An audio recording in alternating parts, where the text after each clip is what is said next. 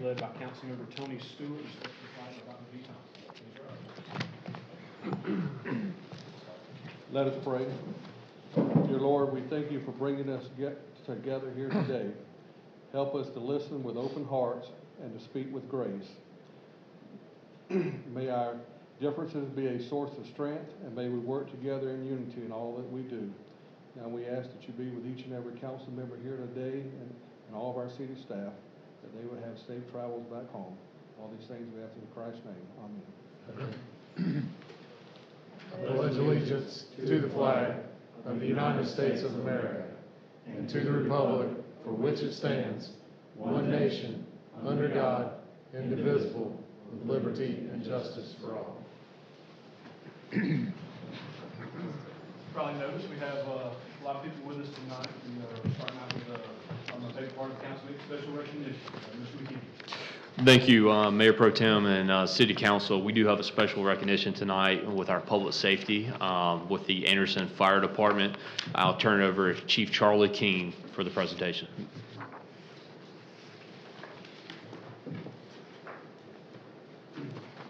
Good evening.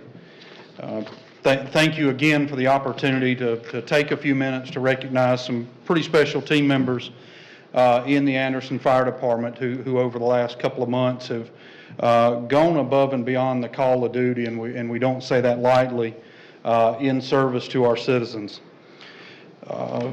The two events we'll recognize tonight start with a vehicle accident with technical rescue.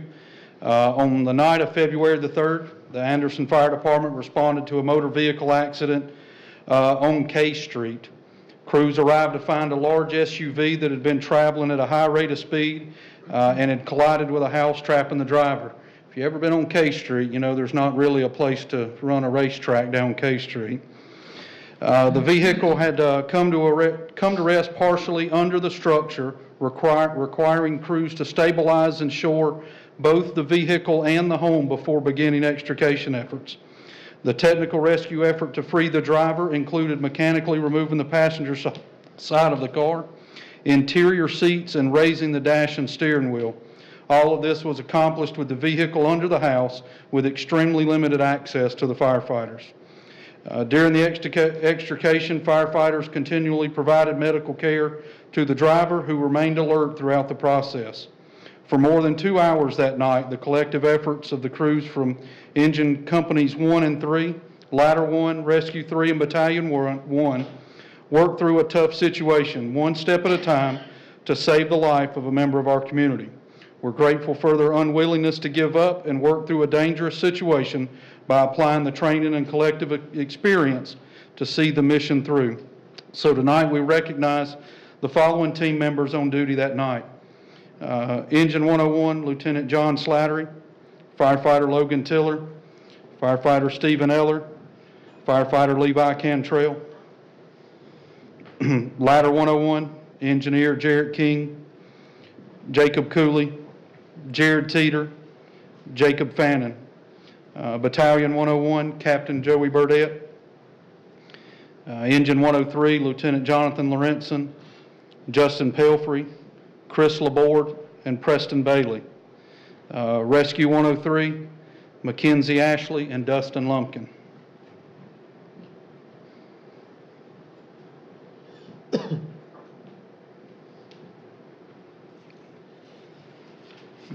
We'll go through the second one real quick.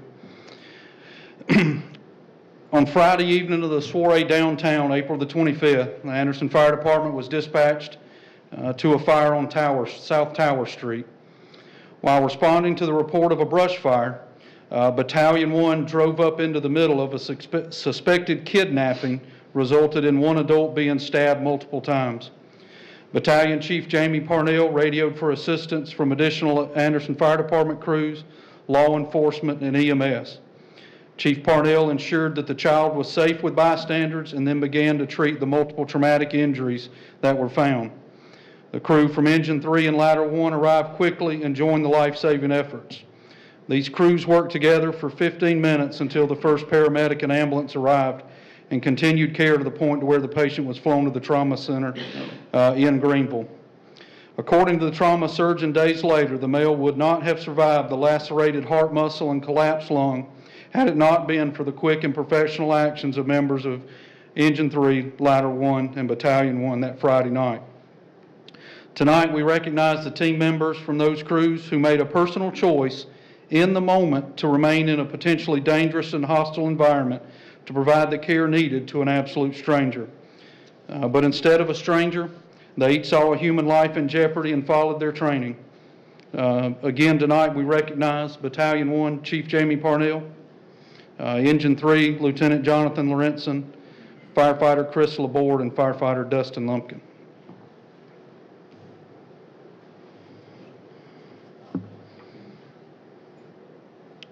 Gentlemen, congratulations.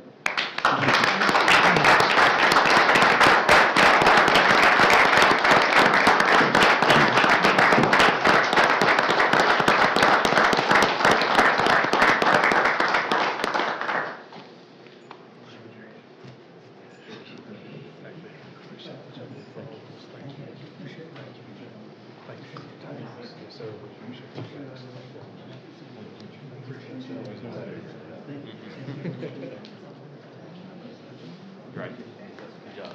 Excellent work. Congrats. Excellent work. Thank you.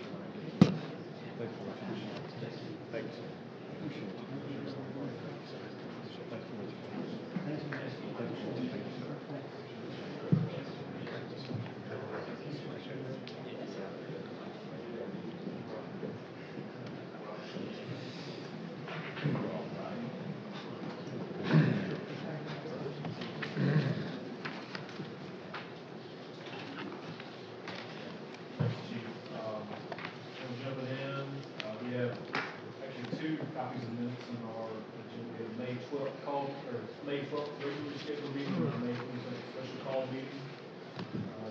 There are no additions or changes to the minutes, so I'm going to motion to approve both of them.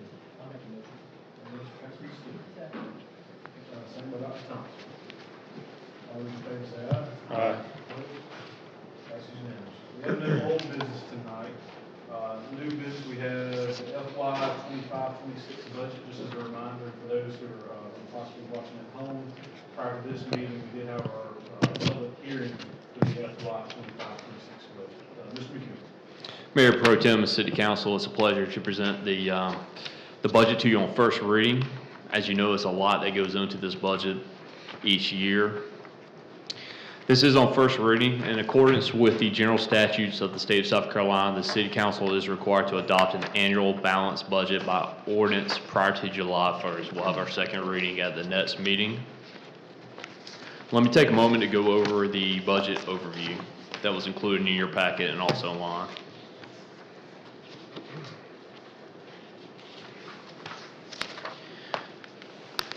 An introduction, the city's annual budget serves as both a policy guide and a financial plan.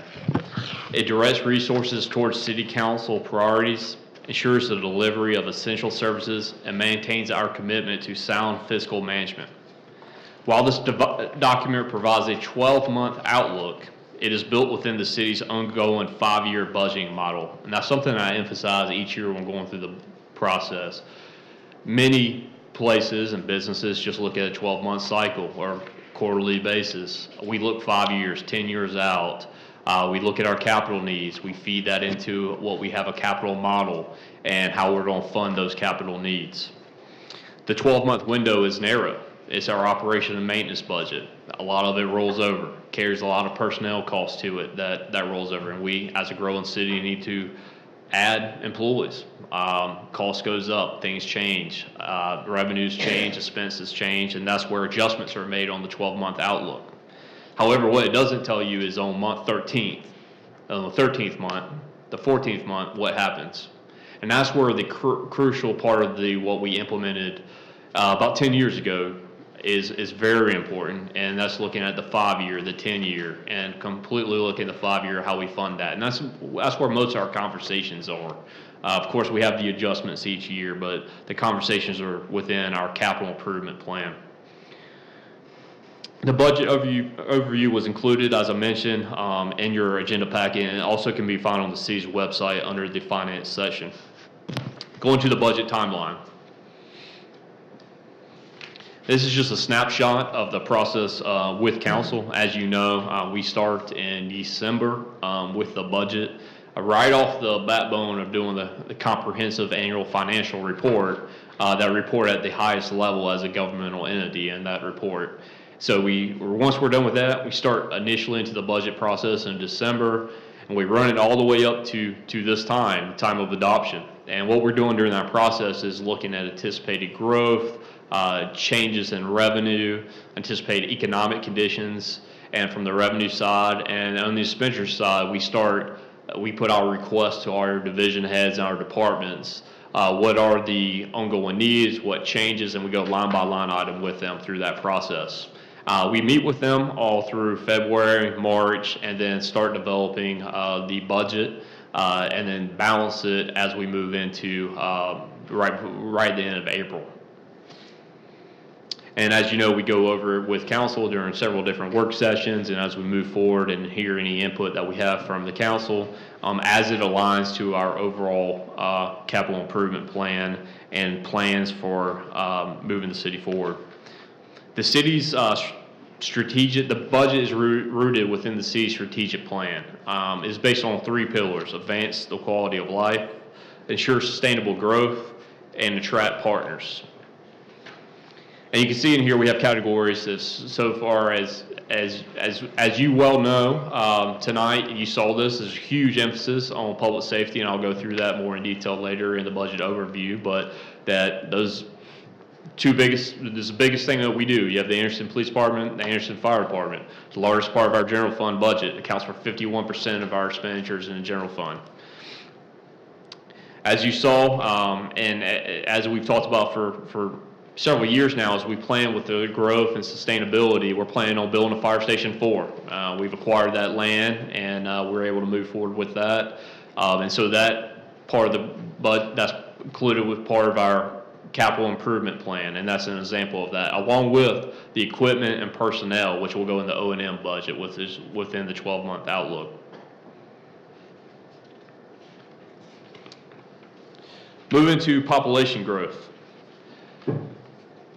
The city has been growing. A lot of it has been strategic as far as looking at our area, commercial growth, infill development, economic development, recruitment, and as you can see on the right-hand side, you can see the revenue growth across the various sectors: 23% property taxes, 26% retail business licenses, 37% hospitality taxes during that time, 93%, even though it's a very small fund, accommodations tax, and building permits were up.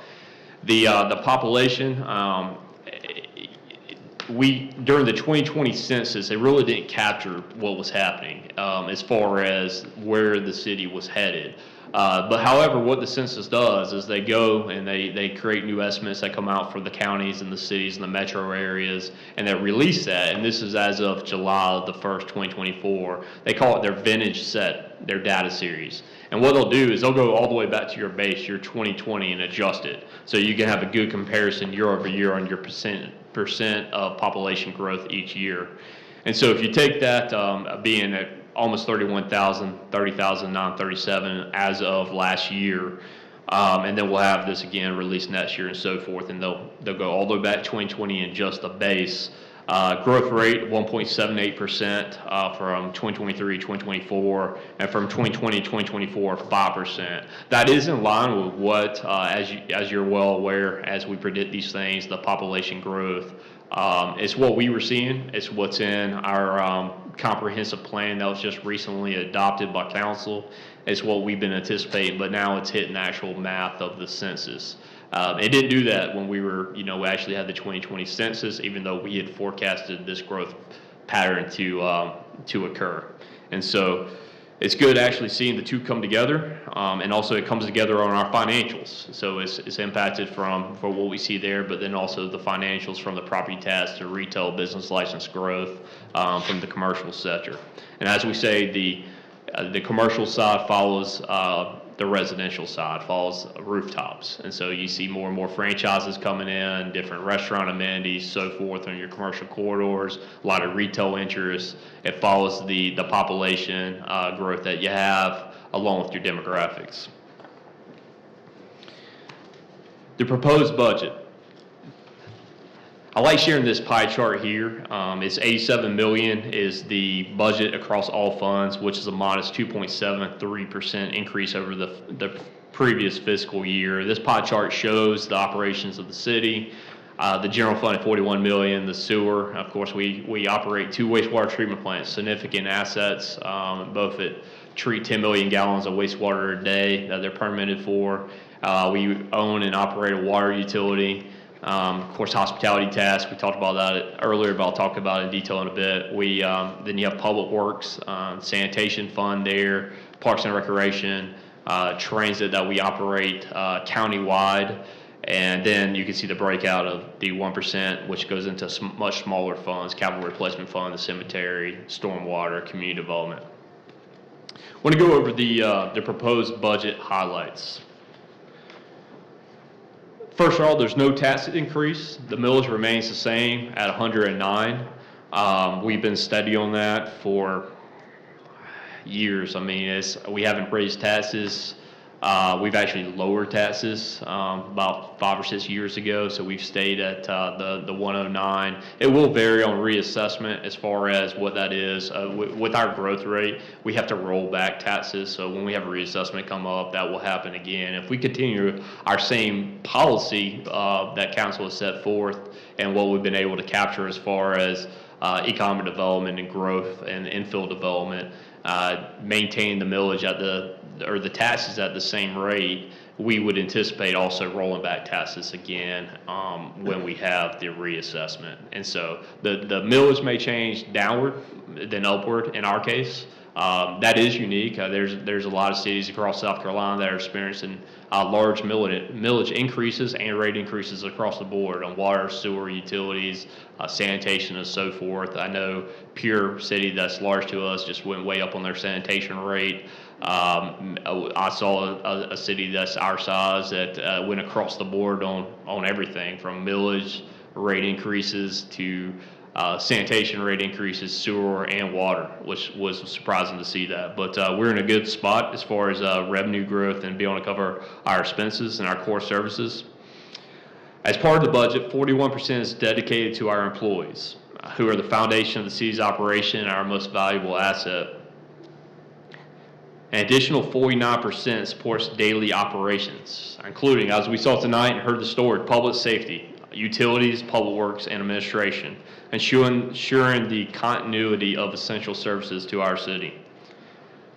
Our investment in personnel directly supports our strategic goal of creating a safe and secure environment.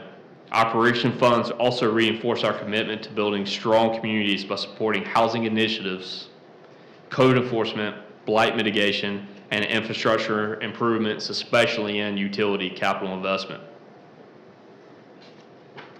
Revenue highlights.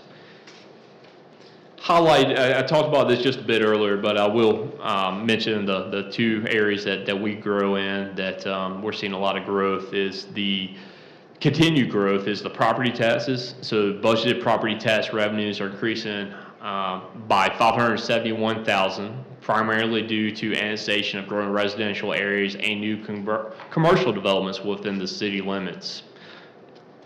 The business license revenues coming from our retail, commercial, other commercial businesses are projected at $12.38 million. This represents a $530,000 increase over last year, also reflecting the city's ongoing growth. We've seen these compound year over year for the last 4 or 5 years. We were stagnant there for a long time before that. As we made it through the recession, tried to recover slowly from the recession. It took us quite a while, and now we're having compounded growth. We look forward as far as our economic outlook, make sure we're in a good position to be able to handle if we were to have an economic decline, maintaining a certain amount of fund balance on hand. That's cash on hand, days of cash on hand. Another example of that too I want to mention is when we have a hurricane hit us. That doesn't happen too often, but Hurricane Helene was very expensive for us. And so we had enough cash on hand to be able to pay our mutual aid partners, supplies, to go out and buy a fire truck in 2 days from losing one during the storm. We were able to have those emergency funds available to be able to do those kind of things. And so we'll continue having a solid fund balance as well as this budget provides. The general fund expenditures. The proposed general fund budget, as I mentioned, is $41 million, reflecting a 6.81 increase of the prior year. 51% of that, of the general fund expenditures, are public safety focused, and a good pie chart that splits it out. This is typically normal, what you see for metropolitan cities and cities that are growing. You see on a large police budget, large fire budget, and large public works budget. Moving on to expenditure highlights. On public safety, I mentioned Fire Station 4 earlier, that we acquired the land. We're funding 6 new fire department FTEs. They'll move forward into the onboarding process right in July, so bringing them on quickly within July's process. And then a community educator coordinator focused on opioid crisis response, and that's also will be housed within the Anderson Fire Department. We have debt service payments that we're anticipating for the order of 2 new fire trucks, and that'll be acquired through a 10-year capital lease. And so that's maintaining our fleet within the fire department per the actual fleet management that we have on that, on the lifespan of each piece of equipment. So we have that laid out in police and fire and so forth. And again, we're buying police vehicles this year. We buy them every single year, and so we buy about the same amount every year. There's upgrades also proposed in Fire Station 1 and 3 for flooring. That will move forward. And growth support and the planning and development division. 1 new building inspector. As we've had these new houses come online, we do need another one to get out there and continue with the inspections there. And of course, as you know, we just adopted the comprehensive plan, and we're now working in parallel to adopt the Unified Development Ordinance, which will have all the goals coming out of the comprehensive plan translated into land development regulations. And so we look forward to that. I know we have a work session with the Planning Commission coming up on that. Moving on to special revenue funds. Again, another pie chart that shows you our special revenue funds. These are legally restricted to specific purposes. This allows you to look in essentially how government works kind of in your buckets. So all of the general fund operate within their own fund. You have hospitality at 43% here, sanitation 19%. There is a transfer in of sanitation from the general fund. Also with Parks and Recreation, there's a transfer in from the hospitality into Parks and Recreation as well. Community Development Fund, and you can see some of the smaller funds there as well.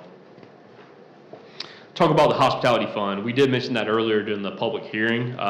The projected hospitality fee collections are just at $4.5 million, and increasing over $200,000 from the previous year. That's been consistent with our growth. That's picked up a little bit over the last couple of years as we've had some new restaurants come in. We have several being built now and several that are in the pipeline that are interested in the community, some of which have already purchased land. And so as we continue growing that area out, or as we continue to annex, we'll have additional funds for hospitality. Some of the projects that are carried over and funds for the expenditures for the hospitality fund is Main Street paving. Of course, as you know, we are replacing the utilities there now. We're replacing the water line, also fiber optics that are going into Main Street. That's ongoing, as we mentioned. Church Street pedestrian plaza. We blocked off that entire area. It's worked out very well for downtown as part of downtown's revitalization, continuing with our streetscapes. And so as we talked about that project, that's built in here. The Cares Lake project is ongoing, as you're aware. We have $400,000 also put aside on cash to help with the bond proceeds for that project that's carried over. We have $100,000. I'll talk more about the trails and the public spaces here in a bit when we get into our capital improvement plan. However, we have $100,000 in O&M to fund a design and for one of the phases of the Whitner Creek Greenway that we have continued to progress on. And I'll talk more about that in just a bit. Getting into the utilities and the enterprise funds. So enterprise funds, how it works in government accounting is that they're set aside and they're account for services provided to the public for a fee. similar to private business operations, and that's how the accounting's done for those. So you'll see in our comprehensive annual financial report, you'll see depreciation on there, our capital investment, and so forth, just like you would see in a private business. And the accounting's done the same here, with the thought that the fee should cover all costs of operations, maintenance, and capital improvements. So the user pays for the consumption, not the general taxpayer. So taxpayer dollars not going to cover these services here. And you got to keep in mind too, with our sewer and water, it goes way outside the city limits. And so we provide to customers that are county residents, all outside the city limits within our district. So we have a water and sewer district that we provide services to. And totaling, the enterprise funds totals $30.6 million. There's no changes to current utility rates. Capacity fee adjustments to ensure the developer pays for the infrastructure growth. We did talk about that. That is proposed, and that's to our new development that's coming online. So as we mentioned, it's the 1,500 to the, I'm doing this off the top of my head to, let me grab that, 3,500. I'm sorry, 1,500 to 3,000 for the water capacity fees, and for the sewer capacity fees, 1,500 to 3,500. And so we went over that in detail during one of our work sessions, answered some of those questions from our utility director, and while we're moving that forward, again, is to, as you grow and you bring on more residential and commercial units, that eats into your capacity, and so you capture that part of the growth up front from the developer or from the commercial enterprise building, to have cash on hand to offset debt service from your ratepayers for future expansion. And you're always expanding in utilities, and especially in a growing community such as ours and a growing utility district such as ours, we'll have significant financial investments that we'll go over in the capital improvement plan as well. The water fund's largest expense is the wholesale water. It comes from Anderson Regional Joint Water System at 34% or 3.9%, or 3.9 million, I'm sorry. And they do have an increase of 8.9%, which translates to just around $200,000. We are absorbing that. We're able to do that within our growth into our rate structure and not go up on the retail rate. Cash funded capital projects are $1.2 million, include hydrants and tank maintenance projects. We have water line replacements, several of those about to get kicked underway, and they're being funded by a state revolving loan fund. Sewer fund budget, $16.3 million. We do have partners in this within our treatment plants of Anderson County and Homeland Park, where we have master sewer agreements with. They pay an O&M rate that's based on our actual cost of service to them at the treatment, and so that went up from 4.5 cents to 4.9 cents per 1,000 gallons. That's been passed on to the county. They have since passed that on to their utility customers. 21% or $3.3 million of the year's sewer fund budget is allocated to I&I plant repairs and a match for a $10 million grant that we received. And that line is our trunk line that goes to the Generosity plant. That's well under construction, moving ahead, and so that's the match for that grant. Transitioning to capital.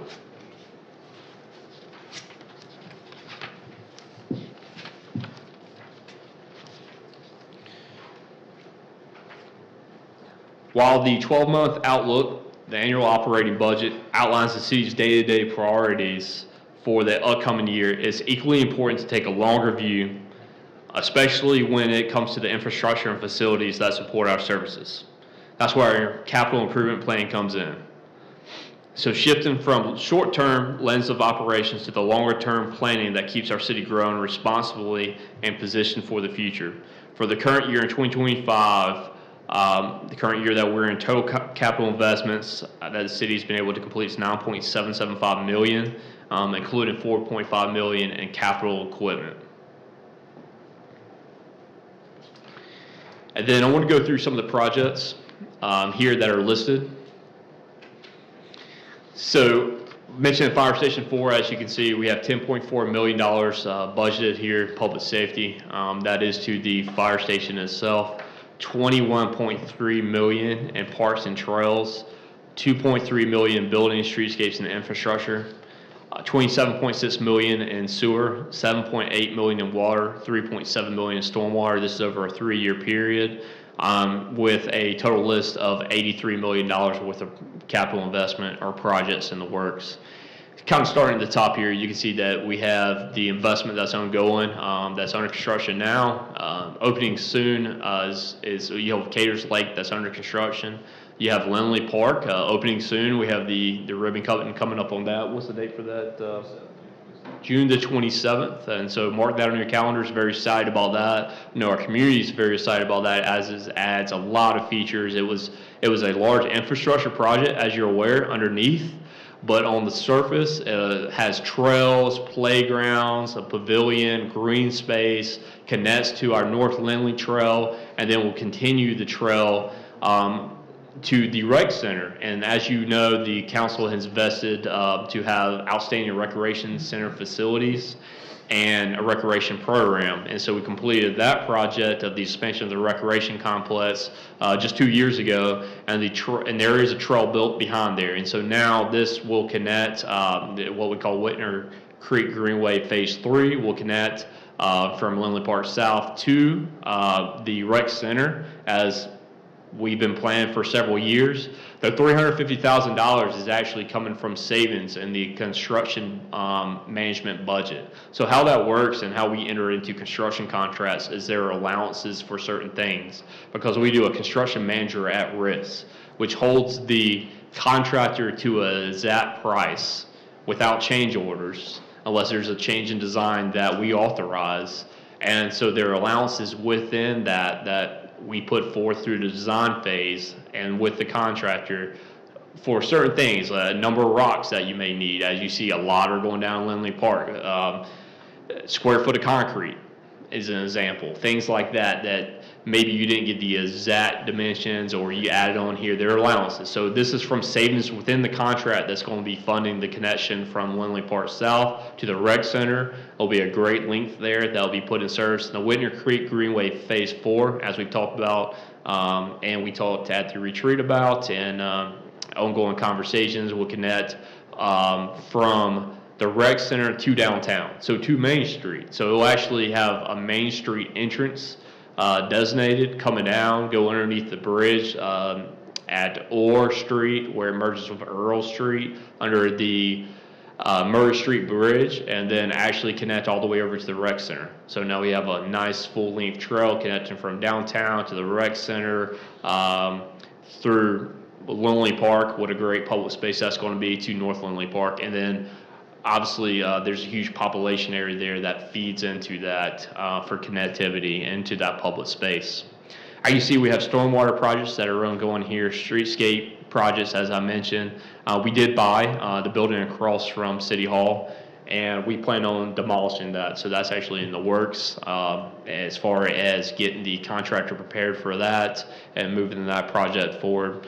A number of utilities projects. Again, here you'll always have major investments in our utility plants and water lines as well, water tanks, water lines, tanks, and hydrants. The projects here, including a automated meter reading system that's built into the CPI plan as well. So just want to go over some of those buckets here that we have before you, and we continue this through our financial model. Through the 12-month outlook and what you're adopting on first reading, what's before you, along with the capital improvement plan, it continues the investment into the city to make sure we're being sustainable with growth, with public safety, across all sectors, along with providing that we maintain a strong fund balance for those times of need, such as when we've been hit by storms or other times of cash flow disruption. With that, Mayor Pro Tem and Council, I'll turn it back over to you. If you have any questions for me or a Chief Financial Officer, Ms. Barton, just let us know. Again, this is on first reading. We recommend the proposed budget to you. Thank you, Mr. Chairman. Again, the had our public hearing prior to this meeting, that's time for council to come discuss. I kind of want to kick it off actually, just because I didn't mention earlier when they were here, but I know Chief King's still in the back. I know you've got the addition of the FTEs for fire, and, which is great, because obviously we all know, they continue to grow, there's a big emphasis on, making sure you not only have employees, but high quality employees. And I was very fortunate the other day to attend the signing day event that Chief King, and members of his, staff, put on at AIT. And I want to say that was one of the coolest things I've been able to be a part of on council. I think that was just great. Not only, giving those students that are graduating an opportunity to, kind of have a showcase on them, and the way you had it set up, Chief, was great with the hat and you signed it and everything, but getting really high quality individuals in on the front end, I thought that was a great thing. Obviously, when you look at the budget, the big part's always personnel, and, capturing those people kind of on the front end and kind of bringing them into the Anderson way and your tutelage and leadership. I thought that was a great event. I hope that's something we kind of continue to do, because, I know a lot of people really got a kick out of it. And it was great for those students, great for the schools, great for, I know, the fire department. So I should want to thank both of you for hosting that. That was great. Open it up for other comments. Councilman Stewart. Mayor Pro Tem, as always, I'd just like to thank David and Margot and their staff for always keeping the city in good financial positions. And, again, it's another year that we have increased property taxes. And again, so I just want to say thank you for all that you guys do to keep this city in line and keep everything operating at the highest quality that it can. So again, just thank you. Thank you, Councilman. Councilman Stewart. Thank you, Mayor Pro Tem. I did want to touch on the issues of trails and connectivity, as that was the only comment made in a public hearing. It is also something that I received emails about, so I want to make sure that I touch on what we have done and what people have asked me to do. One, I received several different emails with similar requests to dedicate a specific portion of the hospitality budget to trails and connectivity. And I will, as an initial matter, every single person who has reached out has been outside of the city limits. That doesn't mean that there aren't people inside the city limits who do prioritize and value connectivity, but every single personal touch I've gotten is from someone who is not a city resident. That doesn't mean that they don't have a voice in our process or they shouldn't be listened to, but it does also mean we have to prioritize what our citizens and our residents want, and what are the projects that are going to help our city thrive long term. And I think it's really telling to me that this is the issue that has caused the most noise for me, but also none of it has come from someone who's inside the city. With that, in looking at what we've done, I mean, you went over the capital projects, $21.3 million toward parks and trails. That is an incredible commitment.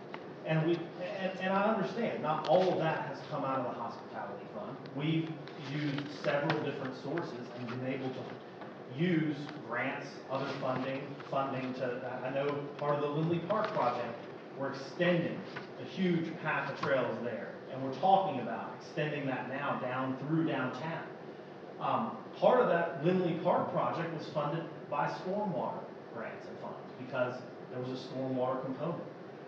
The Swamp Rabbit Trail was mentioned tonight as something that Greenville has done really well, but Greenville has also pieced together funding for the Swamp Rabbit Trail. It hasn't all been hospitality tax funds. In fact, it's called the Prisma Health Swamp Rabbit Trail because Prisma Health made a huge grant, $1 million grant to help push that project forward. They are looking at expansions of the Swamp Rabbit Trail, and all that is not being funded by their hospitality fund, but is being funded by federal grant money that they are receiving. So it is important. I think trails and connectivity are vital for our city, but it's also vital that we do it in a sustainable long-term way that's going to create growth for our city long-term and allow us to maintain the other projects that are important for our city and its growth. And finally, with this, To me, I have also think some of this has been fueled by misinformation. I had someone reach out and say, here's a list of things about the budget. And I wanted to know, is this accurate or is this not? This information that I received. And some of it was accurate, some of it was misconstrued, and some of it was outright false. For example, one of the pieces of information was that our public meeting at 5 today, the work session, was not public.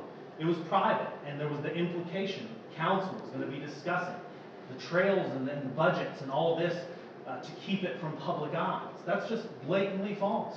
The work session was open to the public, and we didn't. It was on the county capital project sales tax, which I'm sure touches on connectivity because it affects the roads, but it's something that the county is doing that we have to partner, and we're trying to move through with our obligations with that. It has nothing to do with this funding. So to me, I have a deep, deep concern that some of also the people who have reached out to me have been fed misinformation about what the city is doing and their commitment to connectivity overall. I, in my short time here on council, have seen a great commitment from this council and our staff to trails and connectivity. I think it's spoken for in this budget, in these capital projects. We're completing Lindley Park and the connection downtown, which will have a north-south connector from the edge of Lindley Park all the way down, connecting all those neighborhoods down through to be able to get to the rec center. If someone wants to bike down there, walk down there and work out, continue on downtown, shop downtown. We have other projects as part of the hospitality tax that's going to make downtown a place people want to come down that trail and be part of. For example, the Church Street project and getting Main Street looking nice and cleaned up and repaved. And ultimately, we are making that progress. We've also this year, when DOT has brought projects and said, hey, we want to repave this road, I know our staff has worked with them and say, hey, how can we make this more pedestrian friendly? How can we make this more bike friendly? Can we have bike lanes here? Can we, improve the ways that people can get around this area without just driving in their car? And to me, I have seen that prioritization during my short time at council. It is going to remain a priority to me. I think outdoor spaces, parks, recreation, trails are one of the top areas for quality of life for our citizens. But I've actually seen a real commitment to that. I've seen a real commitment in our budget to that. So I think it really misconstrues and misstates the situation to say we don't have a priority for making our city a place where our citizens and those visiting from other places can walk, can bike, can get around and enjoy everything we have to offer. So I just wanted to comment on that as we move forward with this first one. Thank you, Councilor Stowe. Any other comments? Mr. Harden? So thank you, Mayor Pro Tem. I'd like to piggyback on my fellow Councilman Stewart.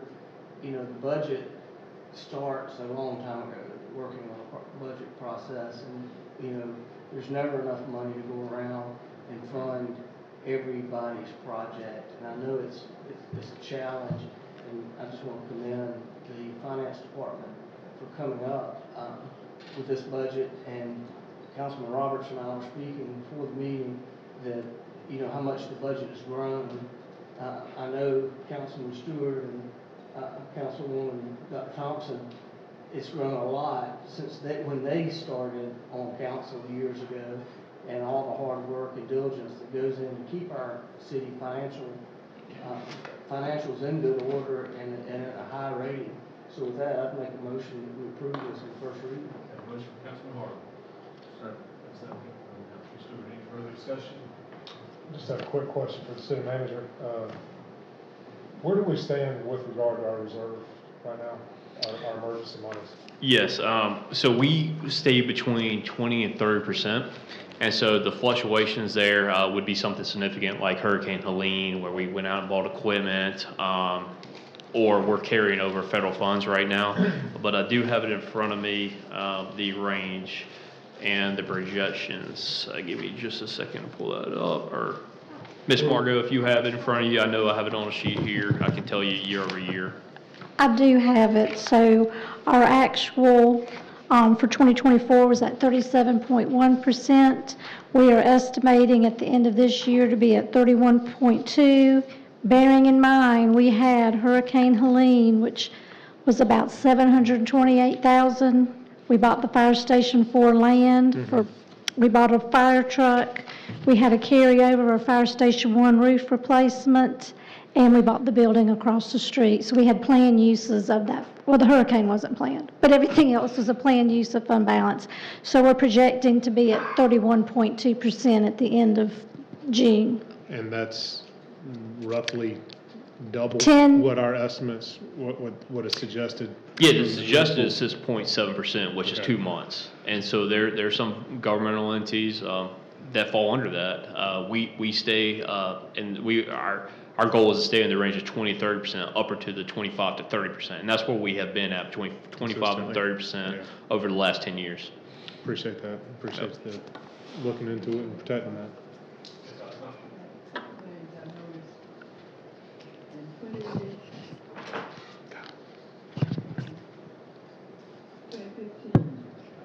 Our population was like 27,000. And you go all the way over to today, it's 30, 20. The growth, the population growth. Yes, ma'am. Is very important.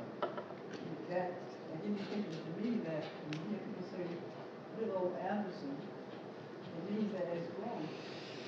And if there's growth, there must be something positive that's going on in our city to promote that growth.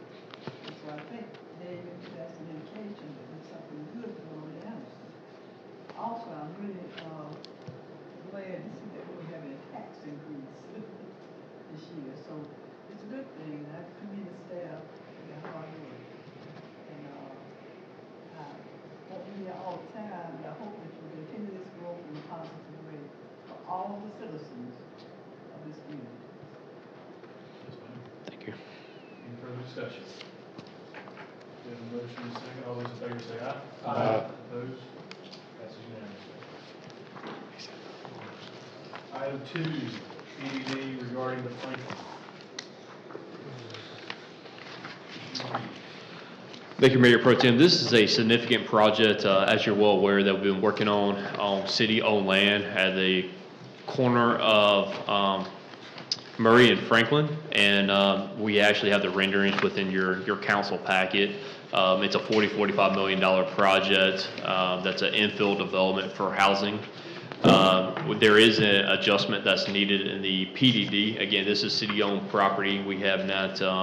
We are under contract with it, and we'll change hands with it shortly for the project before you for 80 units of a multifamily structure. However, there is an adjustment based on the renderings and the what we went through in the design process with the developer on this and the setback. And Mr. McKenzie, if you want to go over the details of that and the requests for first reading. Thank you again. Mr. McEwen mentioned this is the Murray Franklin project, a piece of property you're very familiar with. Development's been a long time coming, or getting ever so close to seeing it take place now. And the current developer became involved in this project a little over a year ago. Back in May of 2024, this came to you to rezone the property from, I believe it was R5 single-family residential to PDD, Planned Development District. It actually consists of 11 parcels. So that property was rezoned back in May of 2024 to PDD, Planned Development District, to allow an 80-unit multifamily development. And this PDD document, what it does, it provides a more innovative design and gives opportunities for other development controls, both with the developer and with you, the city council. And the PDD document provides the development details for the site, and anytime you revise a PDD document, it goes through the same process of a rezoning. So it goes to Planning Commission, it comes back to you for 2 readings. And as the city manager mentioned, there are a couple of revisions as they got closer with their final development details to make in the document. One is to decrease the setbacks along all street frontages from 25 feet to 15 feet. What this does, it promotes a more urban design, and this really affects the Murray and Franklin sides. That's where the building is going to be located.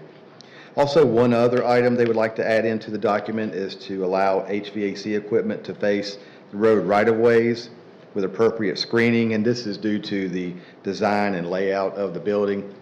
We added this in here because in the city's zoning ordinance, the screening regulations, it does say that ground-mounted mechanical units are prohibited within the front yards. So by adding this into the PDD document, that overrides what the language is in our zoning ordinance. And we will have the opportunity to review the design, the layout of this as we go through the plan review process. But these are the two changes they are wishing to make.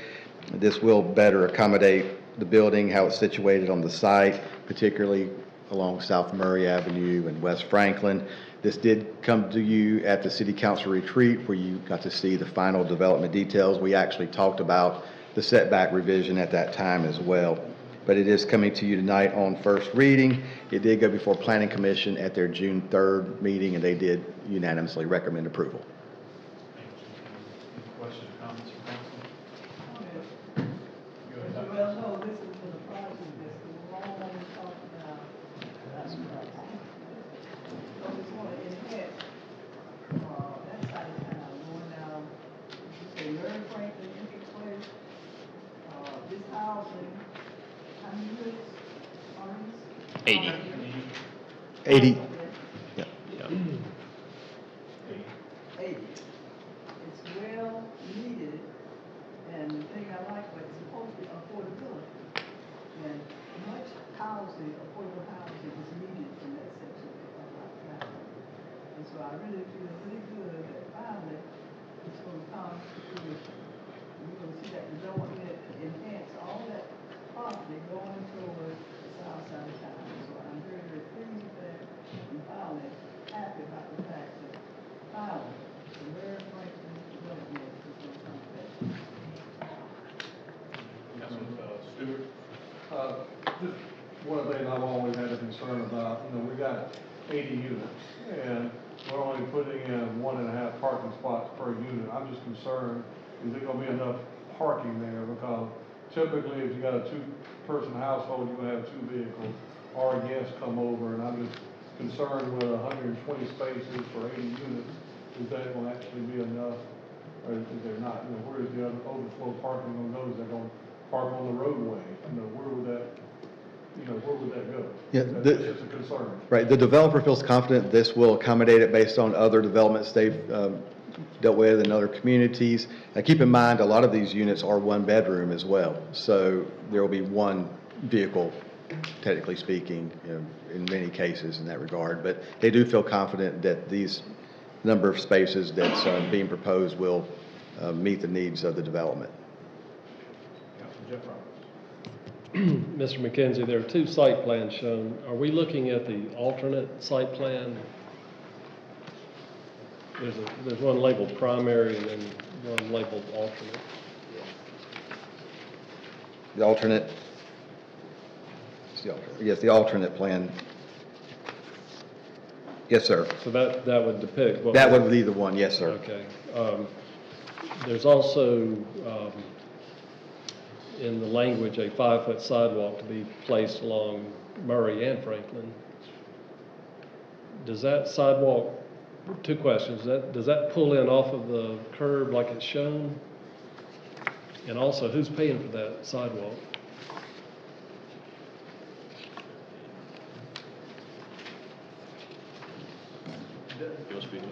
Let's see. The developer would pay for that site. That's right, yes. As part of the development plan, we make sure that it's put in the site. And I think And it's... also, there is a revision I think we need to make to that, though, based on a commitment they made At the retreat. Make that a 10-foot wide trail on both sides, so we'll make that revision. Not 5, but 10? Not 5. Right. Could that be changed tonight?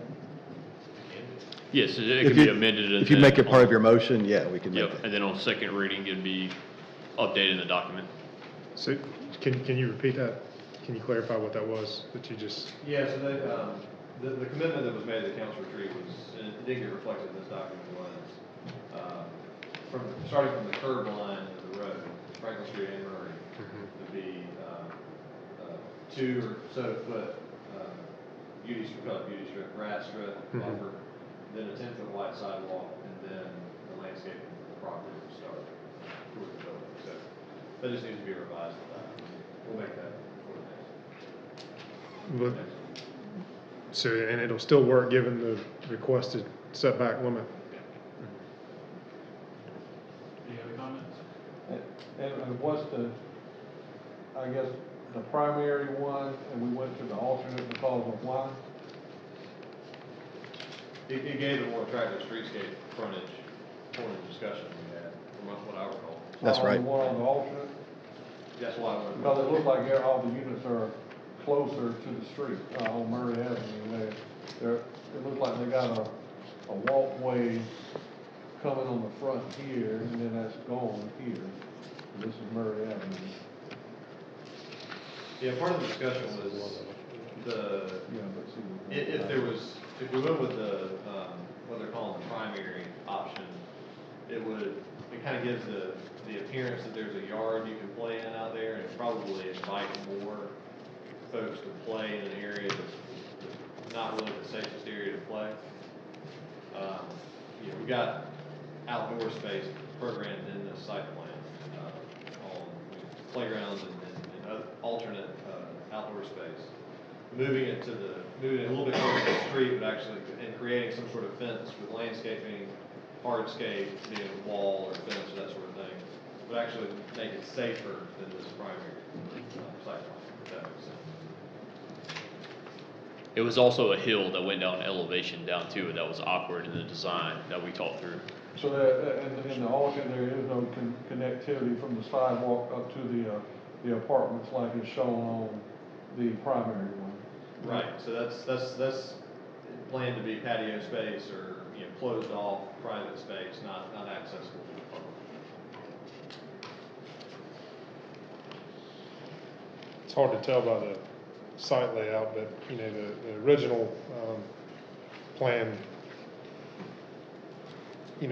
because that is coming up a hill, it shows where I'm thinking more about handicap accessibility. Plan B, I'm not real certain how that lays out. I mean, is it, you can see I'll call it the turnaround in there, is gone. So I'm just kind of curious about that and what that's gonna look like for accessibility and. Yeah, they're treating they duplicate that. Yeah, kind of a little cul-de-sac, turnaround cul-de-sac area or whatever. It looks like it appears to be just a pedestrian path now at a max. They had committed to having that awning and that turnaround in there. That's right. In the awning. They did. We just need to make sure they revised. Everything is just added back into that. So is that turnaround on the primary part of the alternate, or is it not there? No, it needs to be. It needs to be part of the alternate that's being approved. Can we get an updated site plan? We will. We'll make sure you have that. Because that was a discussion, so you could pull in right there, you come into a lobby, there's an elevator, with this particular building, which that was a good discussion that we're pleased with. That was part of the feature of this building, because it's 4 stories on that side, or 4 stories in elevation on that side. And then those, and also just to be able to ease of dropping off your groceries, somebody coming by, drop you off, emergency services responding, and that type of thing. We had that discussion, so we'll have that updated for you. All right. Sounds good. Last question, I apologize, I missed the retreat. What is the elevation change from the corner right there to where it's actually gonna be around towards the entrance? Isn't that a decent amount, as I recall, from the talked about? Do you have that number? I don't have that number. It's upwards of 20 feet. That's what I was thinking. Around that amount, A yeah. lot of So, I mean, there's at least a story of fall, they're gonna look into the hill, probably a little bit more, so Yeah, it's that's what I was thinking. probably, it's probably. So actually seeing the air conditioners from that road, I assume they'll be on that side. It's gonna be 20 feet below grade on Murray Avenue, right? There'll be, so from, if you look from. Side street, if you, From Murray and then from Franklin, you're gonna see a 3-story building. front, if you look from the back, you're gonna see a four-story building, so they're gonna need that extra story in the building. So there'll be no units to see. But the road does go down with the same elevation on both sides of it, so, yeah, so it's not in a hole. Mr. Mayor, I have one question. Yes, sir. In our PDD, it talks about, entrance and landscaping, it talks about, both entrances to the community will be, designed for the neighborhood feel. But looking at the one we're going with, it only has one entrance, where the other entrance at? There's an entrance on the back side of the building, then an entrance on the corner there. Well, I only see one entrance on here on the plan. And they mean the corner, the pedestrian entrance is that the corner of Murray and Franklin? That's the other entrance you're talking about. So on the primary plan, you had two coming off, one off of Tower Street and one off of whatever. You had two vehicular entrances and one pedestrian. Right, this only has one vehicular entrance And one And pedestrian. one pedestrian. instead of So two. that's two, yeah, right. So they took away one of the vehicular Right, entrances. yeah. Any more discussion? Motion? Mayor Pro Tem, I'm generally in favor of amending the PDD with a couple of clarifications or amendments. And they being, one, the drive-through porte-cochere entrance will be added back. That the sidewalk along Murray and Franklin will be 10 feet wide with a 2-foot grass strip between it and the curb. Motion by Councilman Roberts. Second. Second by Dr. Thompson. Any further discussion? We have an ordinance to revise PDD document with the, as amended by Councilman Roberts. All those in favor say aye. Aye. Opposed? This is first reading, right? That's unanimous.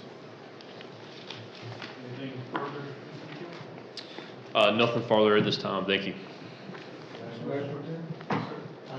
I'd like to say what a great job you've done tonight. I'm sure our Mayor Terrence Roberts is viewing this from somewhere, or will be viewing it, and just say a great job that you've done, and I'd like to make a motion that we adjourn. Have a motion. I'd like to add one thing before we adjourn. I know, Councilman Roberts' father, Andy Roberts, was a big, I guess proponent of this. This coming Saturday is the Father's Day weekend car show, and he was very big into that and, kind of helped get that kicked off. I just want to remind everybody this weekend of the car show. I know your dad was very instrumental in getting that thing started here, so, just let him, this weekend, Father's Day weekend, car show downtown. Just so you know, I'm the beneficiary of his '63 Ford pickup. All right.